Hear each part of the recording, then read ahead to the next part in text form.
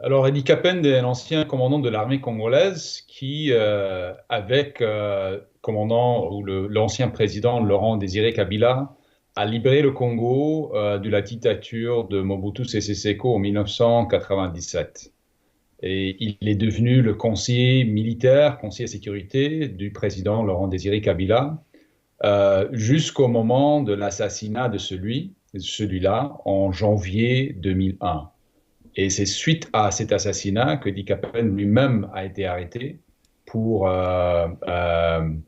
sous accusation de complicité avec cet assassinat. Ce procès-là, la condamnation à mort d'Eddie Capel était très controversé. Le procès en 2002 et 2003 était un procès avec beaucoup de défaillances, critiqué par beaucoup de gens et qui avait mis très peu de preuves sur la table pour la culpabilité d'Eddie Capel. Et donc, je pense que c'est à cause de cela que beaucoup de gens pensent qu'il était en prison pendant 19 ans à tort et qu'il était un prisonnier politique.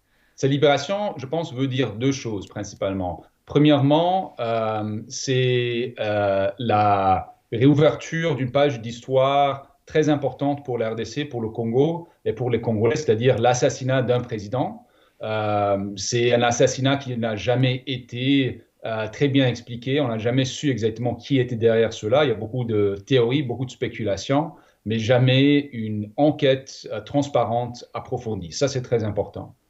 Deuxièmement, cette libération a lieu dans un contexte très tumultueux où le président actuel, Félix Tshisekedi, est en train de rompre avec son allié, l'ancien président Joseph Kabila.